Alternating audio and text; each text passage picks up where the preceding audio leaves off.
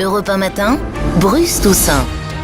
Rien n'échappe à l'oreille bionique, oui, son oreille est bionique, de Laurent Guimier. Bonjour Laurent. Oui, Bonjour absolument. Il scrute Internet, les radios, les télés à la recherche des petites et grandes phrases des politiques pour...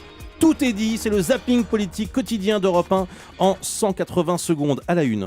Sur toutes les antennes ce matin, le sommet de crise bien sûr, et plein de petites fadettes. Eh oui, la mise en examen du procureur Courroy, qui est réputé proche de Nicolas Sarkozy, est allée droit au cœur de Dominique de Villepin. 7h45 Europe 1 matin, chez vous Bruce.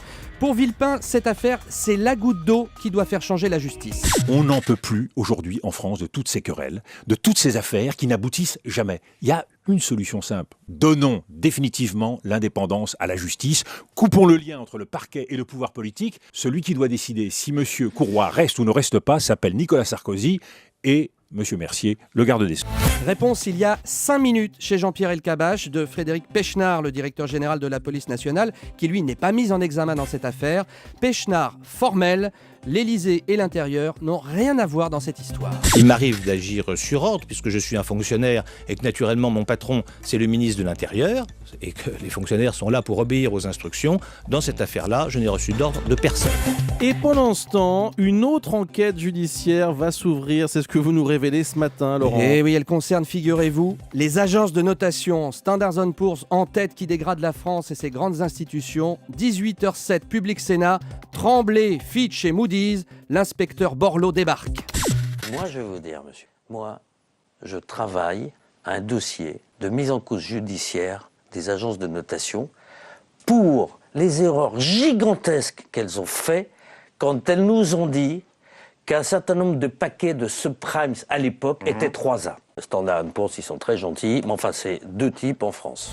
Et ce matin, Jean-Claude Mailly, le patron de Force ouvrière, n'est pas contre cette action judiciaire que va lancer Jean-Louis Borloo, à condition de trouver les complices. 7h51 iTélé, Mailly, fair play. Oh, écoutez, je ne sais pas si c'est utile, si c'est possible. Ce que les gouvernements auraient dû faire depuis 4 ans, tous les gouvernements, c'est de mettre au pas le rôle des agences de notation. Parce que les gouvernements ont une part de responsabilité. Ils ne sont pas intervenus en la matière. On leur a laissé une place qui est disproportionnée. Et puis je vous quitte pas sans vous donner des nouvelles d'Éric Besson et Ségolène Royal. Ah, quel beau couple. Vous savez, je vous en parlais hier matin, les 2 anciens camarades du PS se sont recroisés pour la première fois lundi dans une visite officielle. Besson était un brin nostalgique, du temps où ils étaient amis, elle n'a pas changé, moi j'ai vieilli, blablabla. 19h15 hier soir, iTélé, la réponse de Ségolène. Je ne l'avais pas revu depuis sa spectaculaire trahison. C'était un coup terrible pendant la campagne présidentielle.